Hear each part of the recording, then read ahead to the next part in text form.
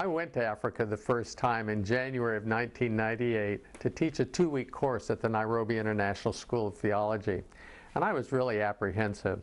I didn't know what to expect, or if this would even be the one and only time that I'd go to Africa. I mean, after all, Africa was halfway around the world. This was a cross-cultural experience, and it was a master's level course. But to my surprise, it ended up being the greatest, most fulfilling experience of my life. I returned twice a year to teach at the school, and it wasn't long before my heart was drawn to untrained pastors who would never be able to attend a Bible school of any kind. I began spending evenings and weekends teaching the Bible to small groups of pastors and leading seminars on biblical leadership. Then beginning in 2000, after finishing my classes in Kenya, I started traveling to other countries to work with former students and teach the Bible to untrained pastors.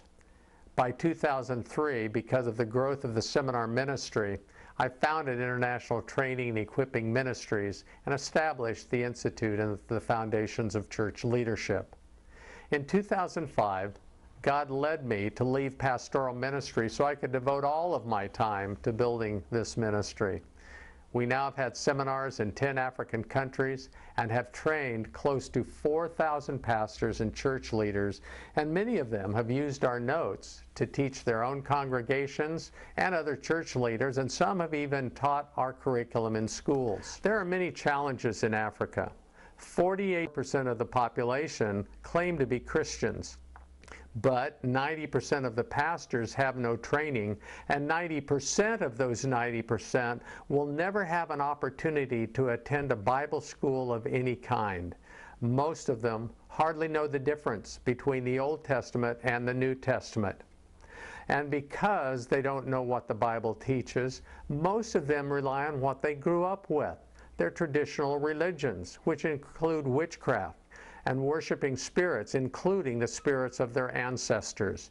And they also rely on television, which offers the worst and most dangerous religious broadcasting coming out of America. The majority of churches in Africa have a current of Christianized witchcraft flowing beneath the surface, which is not seen by casual Western observers, but it is there.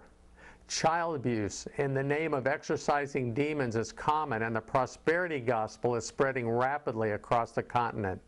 False teachers, false apostles, and false prophets make a lot of money taking advantage of poor, uneducated African believers. The spiritual situation on the continent of Africa is nothing short of chaotic and could even be called spiritual anarchy.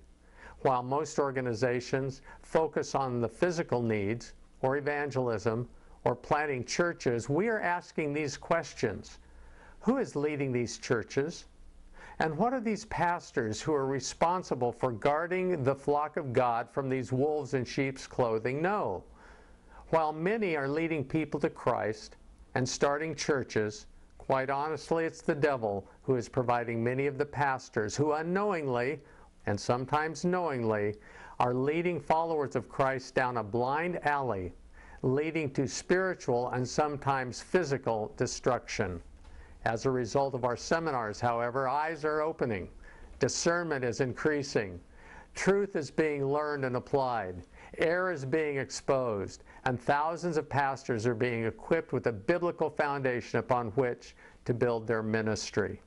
Your faithful partnership makes the difference in carrying the truth of God's Word to these true shepherds.